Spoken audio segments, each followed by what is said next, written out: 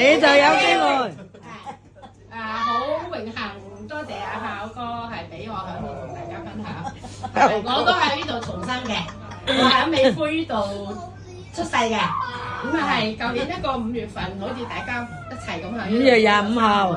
5月25號，咁咧就嚟呢度食一餐飯，咁啊朋友介紹嚟，我唔知啊，朋友打住糖果，整咗粒糖果，以為有糖果賣，我唔知做乜嘢，因為我本身做地產生意，經營咗30年。以為買糖果。其實我喺土瓜灣咧，中原美聯美食咧，我已經做地產。其實我可以都唔使做嘢㗎啦，有租收啦，享受人生啦。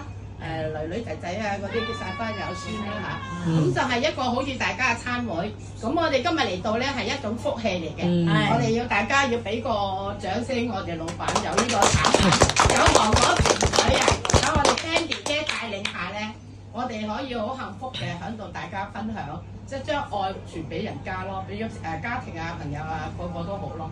咁其實我咧係點解會將呢個產品擺落口咧？因為咧。我咧一個鼻敏感同埋鼻息肉咧，塞晒唞唔到氣啊，要呼吸嘅，要噴。我侄仔話好。咁個醫生就叫我，不如你做手術佢啦，劉太。我話做手術，我好驚。冇聲咧。咁啦，就嗰個手術真係累咗我15年，15年即係我係好艱難過咗。咁就係喺度聽阿孝佢哋分享咧，就話嗰個皮膚好好嘅。咁我就話，即係正話你都睇到嗰個小女孩話隻皮膚爛晒。食唔得好啊嘛，咁但係我醫生中醫西醫咩睇咗15年啊，因為我嗰時就喺08年、09年有一次嗰啲過期顯影劑打落做手術病人之中，我係其中佔咗一個嘅。以前伊利沙伯咧有一大批人咧都向醫院投訴㗎啦，有啲有攞到賠償㗎啦。咁但係咧我點解唔去咧？因為我做地產經紀，我起碼一個老闆娘啊。我如果我攞咗佢傷殘綜援咧，原來我個事業已經冇咗㗎啦。咁我只有食藥咯，食敏感藥咯，唔食咧我成身爛晒啊！但係我而家食咗呢個產品咁耐啦，真係未夠1年咧，而家我啲皮膚真係靚咗好多，所以我真係好想同大家分享咯，即係將呢個嘢講俾人聽，我可以俾你望下。而家我啲皮膚咧全部以前全部係細膠紙嘅，全部爛晒，一點流血㗎。晚黑咧我啲床單啊，全部都係血嚟㗎，知唔知啊？我所有啲被袋床單啊。因為佢半夜一痕咧就拗啊，一拗咧佢就出血㗎，根本就冇得醫嘅。我就係成日食敏感藥啊，食咗敏感藥咪瞓覺咯。咁但係你都要工作㗎，咁啊日日又飲咖啡奶茶，所以搞到自己身體好差咯。咁其實咧我就好多病嘅，咁個皮膚病咧嗰啲佢就真係而家好咗90成，我做有1成啊，我好開心，好感謝我哋老闆林文峰咧，佢會整咗呢個產品出嚟，真係幫咗呢啲即係救世主咁樣嘅。咁仲有咧我咧。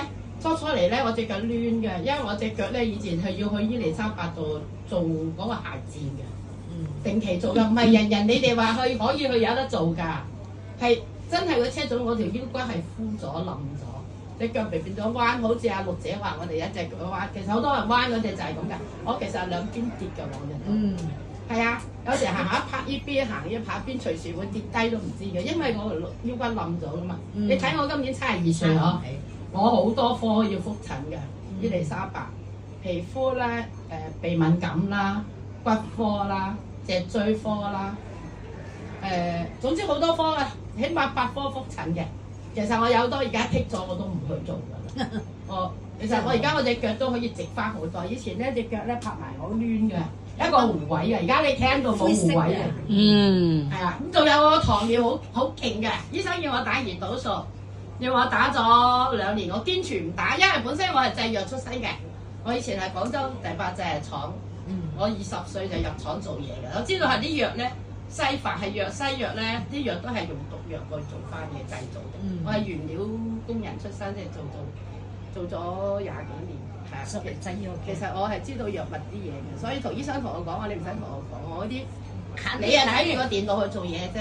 我咧，我係實在就係生產工人，從最少一級一路上嚟㗎啦。咁其實呢個食咗產品，而家你知我糖尿係空腹10.2啊，我隻腳黑色㗎。而家食咗之後，隻腳咧全部白翻晒喎。同埋我隻腳趾甲啊，我係佢即係糖尿影到俾隻腳甲啊灰色嘅。而家啲腳趾甲又開始變翻生出嚟，好翻晒。係啊，頭髮少咗好多嘢，頭髮又多咗咯喎。頭髮幾靚啊！而家係以前少，以前疏而家總之從頭呢個產品從頭到腳，全部身體都會俾到你就好嘅。啊，冇啊，我冇做手術㗎，咩都唔使做，我食。不過嗱，呢個食呢個產品好似陸姐咁講，初我食咧就痛4粒2粒食，你知唔知啊？跟住食咗4個月啊，嚇死人啦，誇張咯！我後尾就食10粒喎，哇痛到我要食止痛藥都一日食6粒止痛藥止唔到。調理好，可能佢係佢個產品我哋講咗嘛，老實正話聽佢講，佢會修復同我哋維持，佢係慢慢你身體有咩問題，佢會同你挑出嚟嘅，係啊，好勁嘅。咁因為我個菠蘿蓋咧未食呢個產品之前咧，舊年我4月份咧翻去廣州成個趴檔度，成隻菠蘿蓋腫晒損晒，我又冇藥又冇打針去食啊。今次呢個產品佢幫我調翻出嚟喎，我無端白事又冇屈親又冇成噶嘛，就係學樓梯跑快2步，咬一咬啫，佢可以又痛咗我1個月嘅喎。咁我而家真係慢慢同我修復。咁我話可能係一個好，我發覺，因為我糖尿應該落腳，可能落到我啲血管嗰度。我真係好感恩，我講到會流眼淚，因為好多糖尿病咧，佢哋要鋸腳嘅，係鋸到膝頭哥嘅。可能我膝頭哥嗰時啲血管已經塞晒，我唔知嘅。而家我可以俾你望下我膝頭哥，好犀利㗎，腫到睇，啲血管成笪你睇，冇跌親冇成嘅喎，佢同我生出嚟嘅喎。但係佢唔痛嘅喎，個骨膜又冇事嘅喎，調理，咁可能真係調理咯，所以我哋應該呢啲見證要攞出嚟同大家分享咯，唔好話收埋咯，即係每一個人都會遇到食咗落去有乜嘢，好似反應。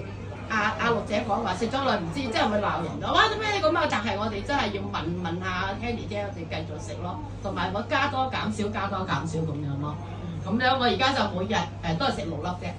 因為太痛啊，可能我太多麻煩嘢啊，太多療 Q 嘢啊，你明唔明啊？咁搞到佢要慢慢幫我調出嚟咯。而家我隻腳好靚啦，白雪雪㗎啦。好啦，我暫時分享咁多啦，第日慢慢。